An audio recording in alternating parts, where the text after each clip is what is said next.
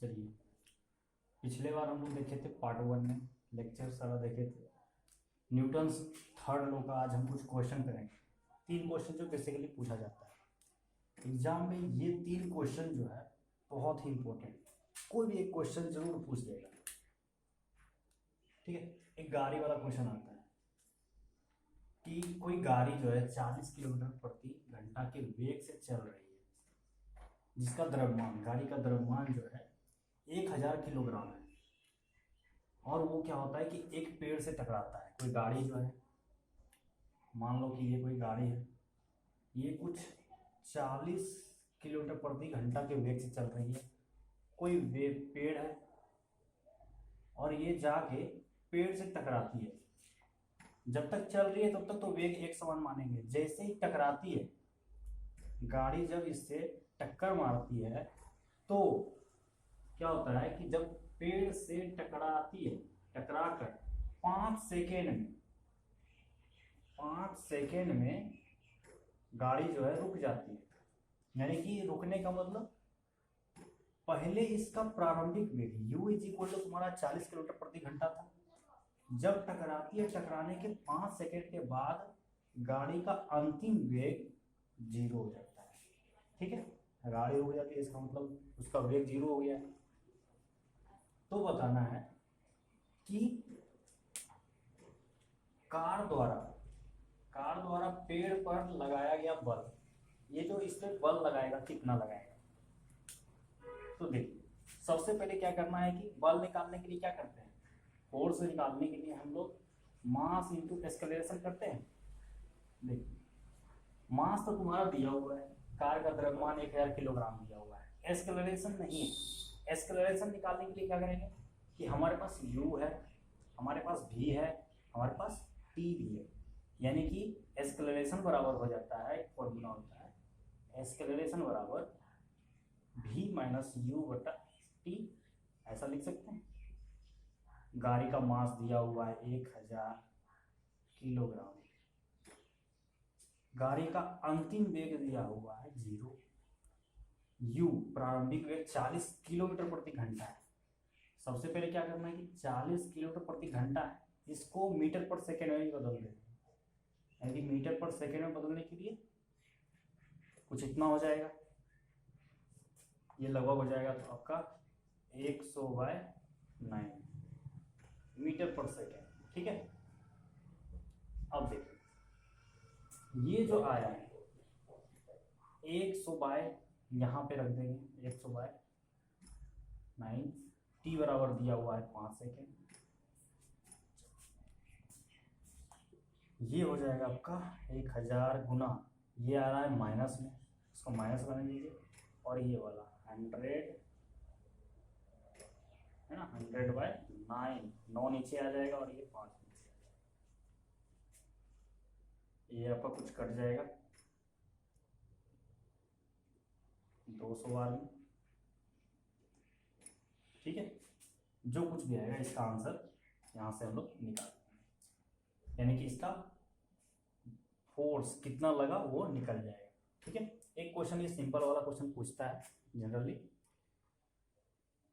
चलिए अगला देखते हैं, 2 नंबर क्वेश्चन लिख लीजिएगा। ये क्वेश्चन ही पूरा टोटल लिख लीजिएगा, ताकि बाद में सेम क्वेश्चन, इसको एक बार प्रैक्टिस करना है। जैसे ही प्रैक्टिस कीजिएगा 1-2 बार, आपको समझ में आ जाएगी ये क्वेश्चन क्या है, और उसके बाद आपका सारा क्वेश्चन बन जाएगा। ठीक है,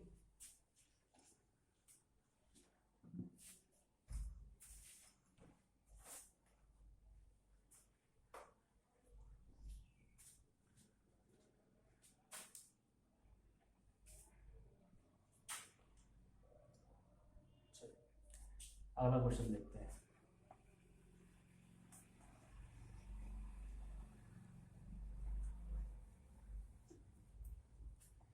अगला क्वेश्चन है कि 10 ग्राम द्रव्यमान की कोई गोली 0.00 सेकेंड में किसी राइफल की नाल से होकर 300 मीटर पर सेकेंड के वेग से बाहर आती है। राइफल द्वारा गोली पर लगाया गया बल क्या होगा। ठीक है, सबसे पहले ये देखते हैं कि कोई राइफल है, मानते हैं कि राइफल है, ये आपका राइफल का नाल है, यहाँ से कोई गोली जो है बाहर निकलती है। गोली जो है टाइम दिया हुआ है कि 0.003 सेकेंड में बाहर निकल रही है, और इसका वेग जो हो जा रहा है लगभग 300 मीटर पर सेकेंड। ठीक है, तो सबसे पहले क्या है, और इसका दिया हुआ है द्रव्यमान 10 ग्राम। तो बताना है कि राइफल द्वारा कितना फोर्स लगाया गया, इस पे राइफल में कितना फोर्स लगाया, जिसमें गोली अंदर था। जब गोली अंदर था तो इसका द्रव्यमान तो वही है, लेकिन वेलोसिटी जो है, प्रारंभिक वेग क्या था, 0 था। जैसे ही इस पे कुछ फोर्स लगा तो क्या हुआ, 0 पॉइंट कुछ समय में ये अपना वेलोसिटी चेंज कर लिया है। यानी कि सबसे पहले क्या हुआ, फोर्स निकालने, कितना फोर्स लगाया, उसके लिए हम लोग सबसे पहले मास इंटू एक्सेलरेशन, है ना, द्रव्यमान गुना त्वरण हो गया। द्रव्यमान आपका दिया हुआ है लगभग 10 ग्राम दिया हुआ है। एक्सेलरेशन क्या हो जाएगा, अंतिम वेग आपका दिया हुआ है, अंतिम वेग आपका 300 कुछ दिया हुआ है, जैसे हम लोग करते हैं ए बराबर भी माइनस यू बटा टी। तो भी का मान तुमको दिया हुआ है आपका अंतिम वेग 300 मीटर पर सेकेंड, प्रारंभिक वेग 0, समय दिया हुआ है 0.003 सेकेंड। ये आपका ग्राम में है, इसको किलोग्राम में कन्वर्ट करने के लिए 1000 से भागा लगा देंगे, तो ये किलोग्राम में कन्वर्ट हो जाएगा। यानी कि 1 शून्य ऊपर नीचे कट गया, बच गया यहाँ पे 1/100 गुना ऊपर है 300/0.003। इसमें से दशमलव उड़ाएंगे, 3 शून्य लगेगा यानी 1000 लगेगा, 2 ये कट गया और बचा आपके पास, ये 3 से 3 कट गया, बचा आपके पास 1000 न्यूटन। ठीक है, यानी कि गोल बंदूक जो है, इस पे बंदूक का नाल जो होता है वो गोली पे 1000 न्यूटन का फोर्स लगाएगा। उसके बाद देखते हैं कि गोली द्वारा राइफल पर लगाए गए झटके, जब गोली छूटती है, ठीक है, जब भी गोली छूटता है तो पीछे की ओर धक्का लगता है, झटका लगता है। तो देखो जैसे ही गोली जो है छूटेगी तो वेलोसिटी बोल रहा है इसका 300 मीटर पर सेकेंड, इस डायरेक्शन में जा रहा है, इसका द्रव्यमान दिया हुआ है 10 ग्राम, और यहाँ पे लिखा हुआ है कि राइफल पर लगाए गए झटके का वेग क्या होगा यदि राइफल का द्रव्यमान 5 किलोग्राम। अब इस बार क्या किया है कि राइफल का द्रव्यमान आपका 5 किलोग्राम दे दिया है, इसको कुछ वेग से धक्का लगा, उतना ही वेग से पीछे की ओर, जैसे इस पे जितना इधर फोर्स लगा उतना ही फोर्स पीछे की ओर धक्का लगेगा। न्यूटन का तृतीय नियम, जितना फोर्स लगाते हैं उसके जस्ट अपोजिट में, है ना, action is equal to reaction लगता है। तो यहाँ पे क्या होगा, जितना फोर्स इस डायरेक्शन में लगेगा उतना ही फोर्स पीछे की ओर भी लगेगा। इस डायरेक्शन में जितना फोर्स लग रहा है वो आपका दिया हुआ है, कुछ पीछे की ओर फोर्स लग रहा है। इसको दो मेथड से बनाते हैं, एक तो आप डायरेक्ट फोर्स वाला action is equal to reaction करके बना सकते हैं, दूसरा आप निकाल सकते हैं कि m1 v1 is equal to m2 v2। मान लो कि ये जो द्रव्यमान है 5 किलोग्राम का, 5 किलोग्राम को आप एक ma1 मान लो, ठीक है, v1 जो पीछे की ओर झटका लगा वो मान लो, m2 आप मान लो आपका, ये आपका दिया हुआ नहीं है, m2 आप मान लो कि गोली का द्रव्यमान है 10 ग्राम, और v2 आप मान लो 300 मीटर पर सेकेंड इस गोली का वेग है। ये आपका 5 किलोग्राम दिया हुआ है, v1 आपका पता नहीं है, यही निकालना है, पीछे की ओर कितना झटका लगा है कितना वेग से, तो वही निकालना है हमको। और ये आपका 10 ग्राम दिया हुआ है, 10 ग्राम को किलोग्राम में कन्वर्ट करने के लिए 1000 से भागा लगा देंगे, और आपका v2 दिया हुआ है 300। ठीक, तो यहाँ से हो जाएगा आपका, यहाँ से 2 शून्य कट गया, 1 शून्य ऊपर नीचे कट गया, बचा आपका v1 इज इक्वल टू, ये वाला नीचे चला जाएगा 3/5, यानी कि 0.6 मीटर पर सेकेंड, इतना वेग से पीछे की ओर धक्का लगेगा। ठीक है, इस क्वेश्चन को एकदम लिख लो कि ये क्वेश्चन इस टाइप का जनरल नहीं पूछता, लेकिन इस टाइप का क्वेश्चन जरूर पूछता है। ठीक है,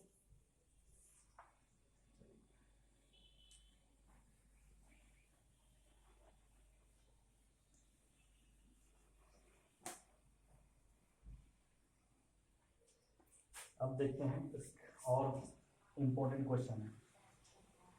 लिखा हुआ है कि 100 मीटर पर सेकेंड के वेग से चलती हुई 10 ग्राम की गोली किसी लकड़ी के गुटके को भेजते हुए अंदर कुछ दूरी तक जाकर 0.5 सेकेंड में 0.05 सेकेंड में रुक जाती है। गोली गुटके को कितना भेजे, यानी कि इसका कहना है, लिखा हुआ है कि कोई गोली है, ठीक है, कोई गोली है जिसका द्रव्यमान जो है 10 ग्राम है। ये गोली जो है कुछ 100 मीटर पर सेकेंड के रफ्तार से चल रही है, यानी कि इसका ये प्रारंभिक वेग हो गया। अब ये क्या होता है कि कोई गुटका है, लकड़ी का गुटका है, कुछ मोटा टाइप का है, इसके अंदर जाती है, अंदर की ओर जाती है और इसको भेजते हुए अंदर की ओर चली जाती है। इतना वेग से लकड़ी अंदर घुस जाएगा, गोली लगेगा तो कुछ डिस्टेंस तक जाता है। मान लो कि ये कुछ एस डिस्टेंस है, ठीक है, एस डिस्टेंस मान लीजिए। और लिखा हुआ है कि इतना दूरी तय करने में समय जो है कितना लगाता है, ये 0.05 सेकेंड, इतना सेकेंड में अंदर जाके ये रुक जाती है, ठीक है। तो बताना है कि गोली गुटके को कितना भेजेगी, यानी कितना अंदर तक जाएगी, यही एस बराबर निकालना है। एस बराबर क्या होगा ये निकालना है। तो देखो, जैसे ही गोली यहाँ तक चल रही है तब तक तो वेग समान है। जैसे ही यहाँ पे पहुंचेगी, जैसे इसे टकराया, टकराने के बाद जैसे ही अंदर जाना चालू करेगा, जैसे जैसे अंदर जाएगा वैसे वैसे इसका वेग क्या हुआ, घटता जाएगा, घटेगा। और लास्ट में क्या बोल रहा है कि गोली रुक जाती है, यानी कि यहाँ पे जो अंतिम वेग हो जाएगा वो 0 हो जाएगा, ठीक है। यानी कि 0.05 सेकेंड में गोली रुक जाती है। तो सबसे पहले क्या करना है, एस्केलरेशन निकालना है। एस्केलरेशन बराबर क्या हो जाएगा, v माइनस यू बटा टी, ये होता है ना फॉर्मूला। v बराबर जहाँ पे 0 है माइनस u बराबर आपका 100 और नीचे आपका 0.05 सेकेंड। ये लगभग हो गया आपका 2 माइनस में आएगा, ये 0.05 है, 10 ऊपर जाएगा, ये 2 शून्य ऊपर लगेगा और इसके कारण आपका 2 बार में कटेगा, यानी कि 2000 मीटर पर सेकेंड स्क्वायर। इतना इसका एस्केलरेशन हो गया, यानी इसका त्वरण जो है निकल गया। अब हम लोग का एक फॉर्मूला होता है कि v स्क्वायर बराबर u स्क्वायर प्लस 2as, ठीक है। ये आपका आया है माइनस में, माइनस में, ठीक है। अब देखिए v बराबर आपका दिया हुआ है 0, u बराबर दिया हुआ है आपका 100 का स्क्वायर कर देते हैं प्लस 2 गुना एस्केलरेशन जो त्वरण आया हुआ है माइनस 2000 आया है गुना एस। एस हम लोग को निकालना, कितना अंदर गया एस वही निकालना है। ये वाला देखो, जैसे ये इधर आएगा, ये माइनस है, इधर आएगा तो ये प्लस हो जाएगा, यानी कि 4000 एस बराबर 2 गुना 2 4000, और इधर 100 का स्क्वायर करेंगे तो जो शून्य है 2 शून्य और लग जाएगा इसमें। एस बराबर क्या हो जाएगा, 3 शून्य कटा, ये 4 2.5 हो जाएगा, ये मीटर में आएगा, ठीक है। 2.5 मीटर, यानी कि गोली जो है 2.5 मीटर तक अंदर जाएगी और उसके बाद रुक जाएगी, यानी कि कितना भेजेगी, गोली गुटके को 2.5 मीटर भेजेगी, ठीक है। चलिए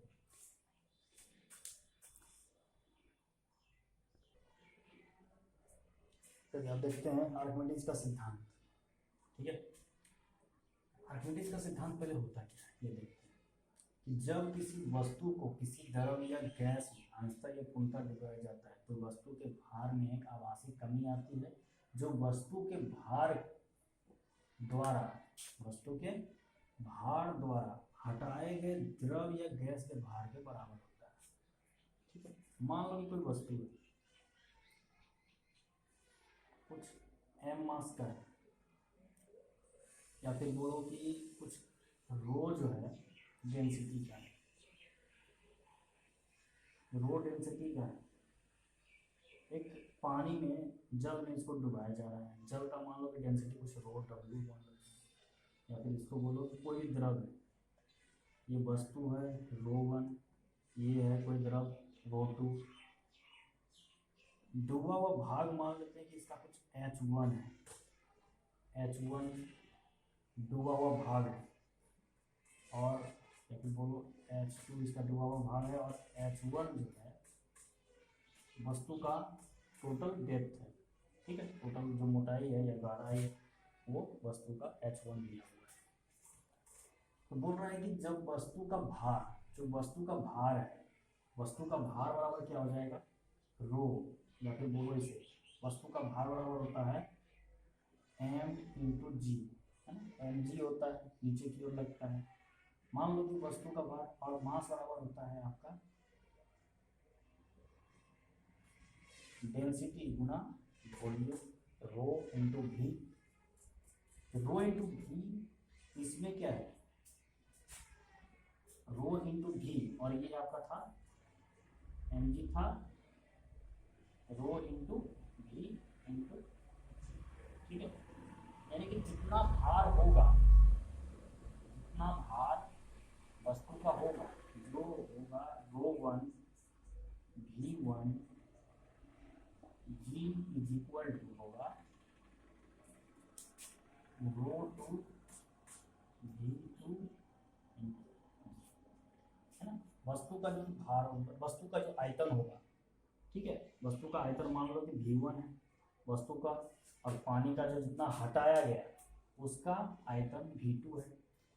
v1 यानी आयतन, आयतन बराबर होता है इसका लंबाई में चौड़ाई में ऊंचाई। इसका क्षेत्रफल जो होगा, जो भी क्षेत्रफल होगा, जितना पानी का क्षेत्रफल होगा उतना ही वस्तु का जो है डूबने वाले भाग का क्षेत्रफल होगा।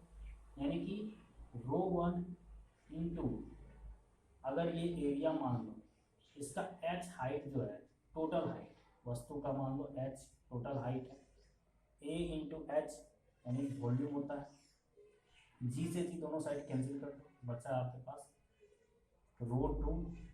पानी कितना हटाया गया, जितना हटाया, एरिया तो दोनों का समान होगा, जितना वस्तु का एरिया उतना ही पानी का एरिया, लेकिन दोनों का हाइट जो डेप्थ होगा वो कम होगा, ये कुछ h2 होगा, एरिया दोनों तरफ समान है, तो हो गया क्या, रो×h1, रो1×h1 इज इक्वल टू रो2×h2। ठीक है, ये वाला एक क्वेश्चन होगा। अब देखते हैं कि मान लो कि कोई बर्फ है, एक क्वेश्चन इस तरह से पूछा जाएगा कि बर्फ के टुकड़े को जल में डालने पर बर्फ का कितना भाग पानी के ऊपर तैरेगा, पानी के ऊपर कितना रहेगा। ये कुछ जल है, इसमें मान लो कि कोई बर्फ को डुबाया गया, बर्फ को डुबाया गया, तो बर्फ का जो आयतन होता है लगभग जो है आपका 0.9, पानी का आयतन 1, ये 0.9 होता है आपका, जो बर्फ मान लो आइस रखो, वो होता है ग्राम पर सेंटीमीटर क्यूब। उसी तरह से ये जो होता है ये भी ग्राम पर सेंटीमीटर क्यूब, रो/w। अब देखो, तो इसमें पूछा जाएगा कि कितना भाग पानी के ऊपर है, ठीक है। तो देखो, तो आपका जो है दिया हुआ ये फॉर्मूला, रो1, मान लो रो1 यानी कि आपका आइस का आपका डेंसिटी हो गया, घनत्व हो गया, गुना आइस का टोटल डेप्थ h1 मान लो, hi रख लो। उसके बाद पानी का इसमें कितना है,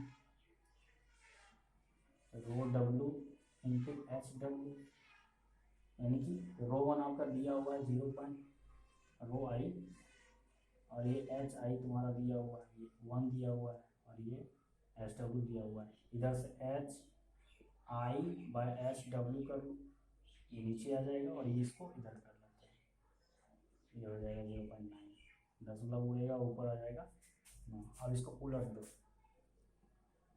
hw/hi इज इक्वल टू 9/10,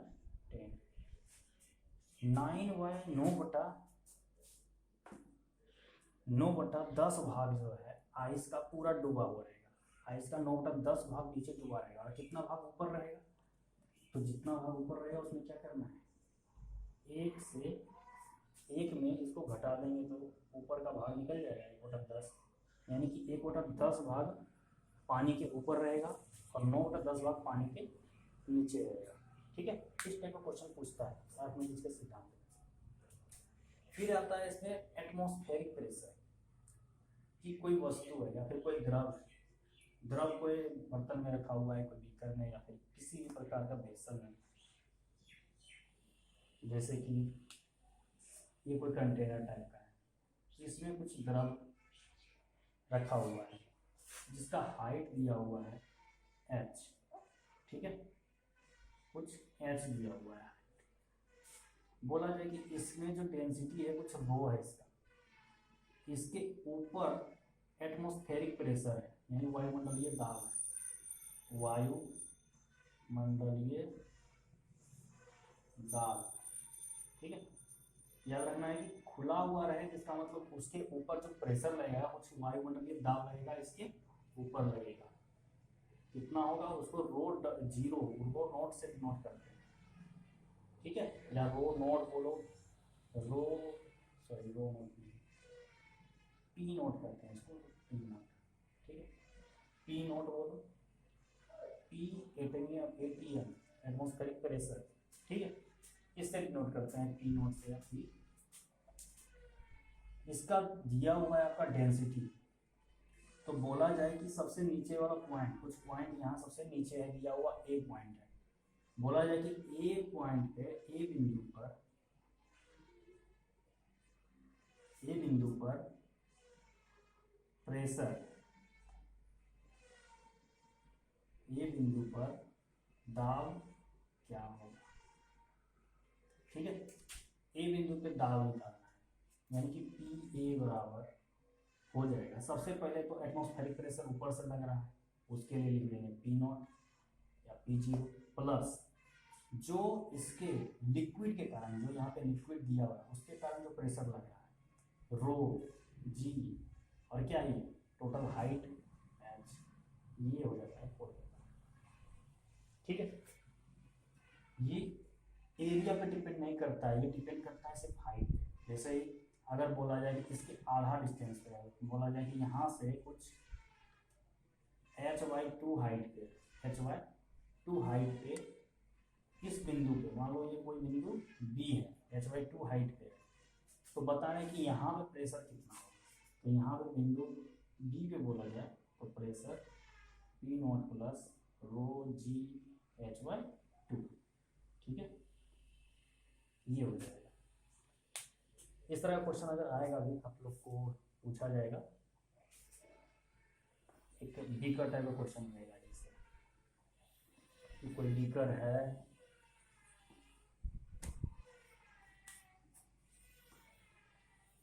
कुछ इस प्रकार का दे देगा, बीकर दे देगा। हरियाणा के बुक में इस तरह का क्वेश्चन दिया हुआ है कि एक बीकर है, बोल देगा कि इसका जो है कुछ रो है, डेंसिटी दिया हुआ है, ये कुछ 30 डिग्री एंगल पे है और आपका ये हाइट, मतलब ये वाला डिस्टेंस दे देगा 2 मीटर, मतलब कुछ हाइट दे देगा आपका 2 मीटर बोल देगा या फिर कुछ भी बोल देगा, और बोलेगा कि यहाँ पे ये पानी है, पानी का होता है 1 ग्राम पर सेंटीमीटर क्यूब।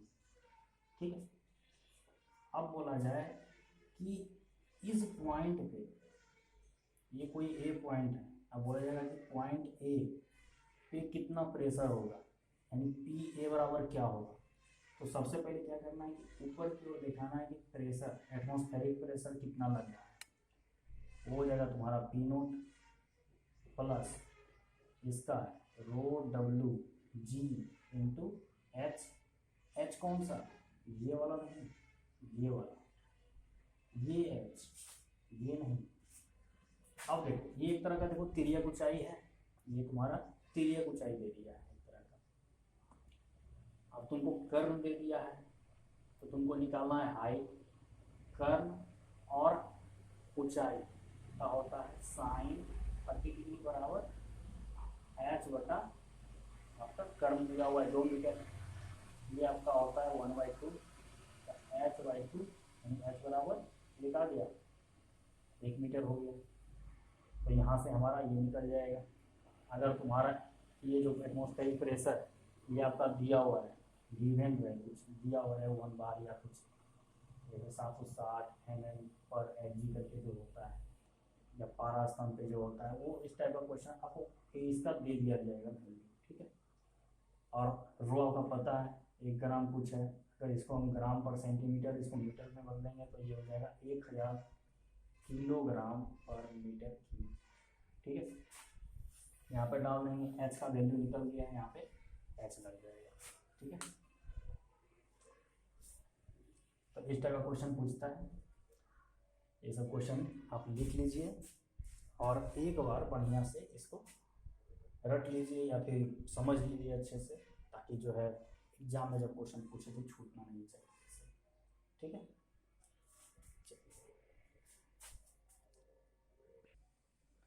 चलिए अब देखते हैं उष्मा।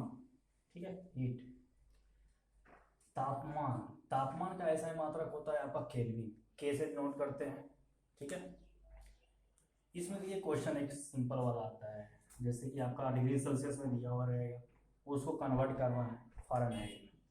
मान लीजिए कि 30 डिग्री सेल्सियस को हम फ़ारेनहाइट में बदले, लिखा रहेगा क्वेश्चन 30 डिग्री सेल्सियस को फ़ारेनहाइट में लिखें। ऐसा क्वेश्चन आएगा, ऑप्शन में दिया रहेगा कि डिग्री सेल्सियस कितना फ़ारेनहाइट के बराबर होगा, 30 डिग्री सेल्सियस कितना फ़ारेनहाइट के बराबर होगा। तो क्या करते हैं इसमें कि ये वाला फॉर्मूला होता है C/100 बराबर F - 32 बाय 180। इसमें क्या करते हैं कि C जहाँ पे डिग्री सेल्सियस उसको 30 लग दिए, उसके बाद यहाँ पे इस तरह से 0 से 0 कट गया, ये इधर आ जाएगा, ये 0 यहाँ से कट जाएगा, 18×54 हो जाता है। यानी F बराबर ये माइनस में है, इस डायरेक्शन में आएगा, इधर आएगा तो ये प्लस हो जाएगा। ये 18×54 और प्लस 32, यानी कि 6 और ये 8, 86 डिग्री फ़ारेनहाइट ये लिख सकते हैं। ठीक है। उसी तरह से आएगा आपका केल्विन में बदलना है। केल्विन में तो और भी आसान होता है कि डिग्री सेल्सियस केल्विन में बदलना है, तो डायरेक्टली आप लोग उसमें क्या करते हैं कि degree Celsius kelvin, degree Celsius बराबर होता है K माइनस, ऐसे करके कुछ होता है ना, एक्स्ट्रा होता है थोड़ा ज़्यादा। जब केल्विन में बदलते हैं तो क्या करते हैं, डिग्री सेल्सियस में 273 से जोड़ देते हैं। ठीक है। इसी में आता है एक परम शून्य ताप। आपका क्वेश्चन आएगा कि परम शून्य ताप का मान कितना होता है। तो परम शून्य तापमान का मान होता है 0 केल्विन या फिर -273 डिग्री सेल्सियस। ये होता है, या तो 0 केल्विन रखिए या -273 डिग्री सेल्सियस, यही इसी को कहते हैं परम शून्य ताप। ठीक है। और एक और टाइप का क्वेश्चन पूछता है कि जनरली बहुत बार पूछ भी चुका है, जैसे किसी तापमान पर डिग्री सेल्सियस, किस तापमान पे डिग्री सेल्सियस और फ़ारेनहाइट का मान समान होता है। इसका कहना है कि डिग्री सेल्सियस जितना है उतना ही आपका फ़ारेनहाइट किस टेम्परेचर पे होता है, ये दोनों बराबर होता है। तो इसमें क्या करते हैं कि सबसे पहले ये वाला फॉर्मूला लिखते हैं, यही वाला फॉर्मूला यूज करते हैं। ये तुम्हारा डिग्री सेल्सियस है और ये फ़ारेनहाइट वाला। इसमें क्या करते हैं कि मान लेते हैं कि कुछ ये x है, डिग्री सेल्सियस बराबर Fahrenheit is equal to x। अब यहाँ पे हम x रख लेते हैं 100, यहाँ पे भी x रख लेते हैं 32 बाय 180, 0 0 कैंसिल, ये आ गया इधर, हो गया 18/10, या फिर इसको इधर से गुना करो, क्रॉस मल्टीप्लिकेशन, इससे इसको गुना करते हैं 18x हो जाता है, और इधर वाला 10 को इधर से गुना करेंगे तो 10x माइनस 10 गुना 32 यानी कि 320। ये वाला इधर आएगा तो ये हो जाएगा आपका 18x माइनस 10x बराबर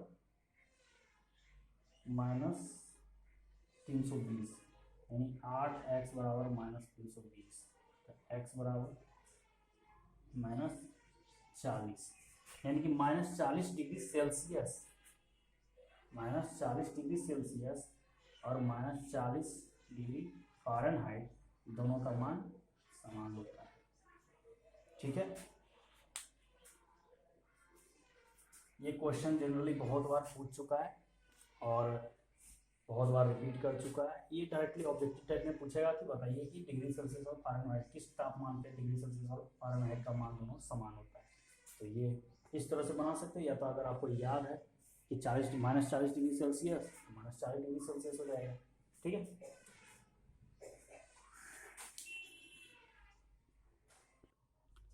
अब देखिए उष्मा का जो एक दूसरे टाइप का क्वेश्चन आता है, वो तो तापमान वाला था, टेम्परेचर का, वो चेंज करना था डिग्री सेल्सियस से फ़ारेनहाइट में, और केल्विन में एक रेमर आता है। इसमें देखिए, इसमें बताना है आवश्यक उष्मा, जैसे कि जल को गर्म, जैसे जल कोई 220 डिग्री सेल्सियस पे, 20 डिग्री सेल्सियस पे कोई जल है, उसका टेम्परेचर हमको बढ़ा के 100 डिग्री सेल्सियस करना है। ठीक है, पहले देखते हैं यहाँ क्या है कि आवश्यक उष्मा बढ़ाने के लिए जितना उष्मा चाहिए, जितना हमको उष्मा चाहिए उसका मान कितना होगा। तो उसका फॉर्मूला होता है आवश्यक उष्मा बराबर, जिसको हम लोग Q से डिनोट करते हैं। ठीक है, आवश्यक उष्मा को Q से डिनोट करते हैं। Q बराबर mc into delta T, mc delta T, जहाँ पे m होता है वस्तु का द्रव्यमान, जो कि पानी है, कितना किलोग्राम पानी है, जो हम लोग पानी गर्म कर रहे हैं वो कितना किलोग्राम है, 1 किलोग्राम, 2 किलोग्राम। ठीक है, C उसका विशिष्ट उष्मा धारिता होता है, विशिष्ट उष्मा धारिता।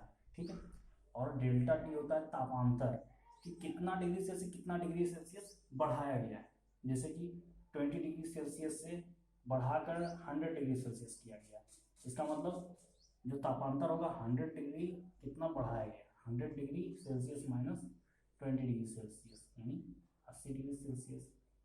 ठीक है, डेल्टा टी को T2 माइनस T1, T1 हो गया पहले कितना टेम्परेचर था, और T2 बाद में कितना टेम्परेचर हो गया, यानी कि इसको हम लोग लिखेंगे Q is equal to mc into T2 minus T1।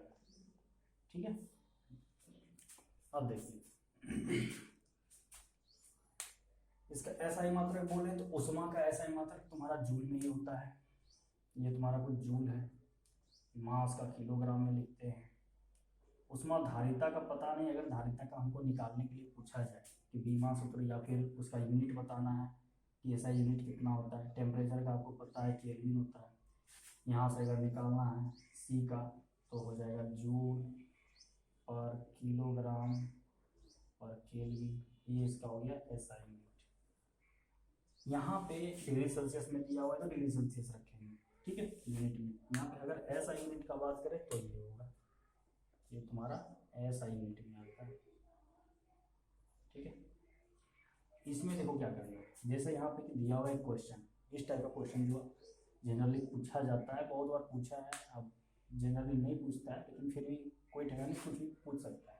तो देखिए कि 1 किलोग्राम पानी का तापमान 20 डिग्री सेल्सियस से बढ़ा के 100 डिग्री सेल्सियस बढ़ाने के लिए कितना उष्मा आवश्यक होगा, यानी आवश्यक उष्मा का फॉर्मूला होता है mc डेल्टा टी। याद रखिएगा, टोटली लिख लीजिएगा सही से। अब देखिए अगर विशिष्ट उष्मा का धारिता आपका दे दिया है, यानी कि जो फॉर्मूला होगा Q बराबर कितना आवश्यक उष्मा है mc डेल्टा टी, यानी कि m हो गया आपका कितना है 1 किलोग्राम है, C टेम्परेचर है आपका, सॉरी C हो गया आपका उष्मा धारिता, C का मान तुम्हारा दिया हुआ है 4.18 गुना 10⁻³ गुना डेल्टा टी मतलब 100 डिग्री सेल्सियस माइनस 20, ये कर देंगे तो यहाँ से ये आ जाएगा आपका 4.18 गुना 10⁻³ गुना ये 80। ठीक है, यहाँ से कुछ आंसर आ जाएगा आपका लगभग 3.344 गुना 10⁵ जूल, ये हो जाएगा इसका आंसर। ये क्वेश्चन जनरली पूछा जाता है। ये सबको बताते हैं कि करना क्या। इन सभी क्वेश्चन को जितने भी मैंने आज पढ़ाया वो सभी को अच्छे से कॉपी में लिख ली। लिखने के बाद उसको याद कर लेना या फिर उसको जो है अच्छे से समझ लेना। एक बार दो बार प्रैक्टिस करना है। किताब निकालना है, किताब में देखना है, या फिर क्वेश्चन बैंक निकालो, जो पिछले साल का प्रीवियस ईयर का क्वेश्चन है वो निकालिए, उसको देखिए उसमें कौन कौन सा क्वेश्चन इस टाइप का अगर पूछा है तो उसे बनाने का कोशिश कीजिए। नहीं बनता है तो आप मेरे कमेंट बॉक्स में डाल दीजिए, ताकि मैं इसको क्वेश्चन उसे बनाने की कोशिश करूँगा और मैं इसे बनाऊँगा, बना के आपको यहीं पर बोर्ड पे दिखाऊँगा जो भी क्वेश्चन आएगा।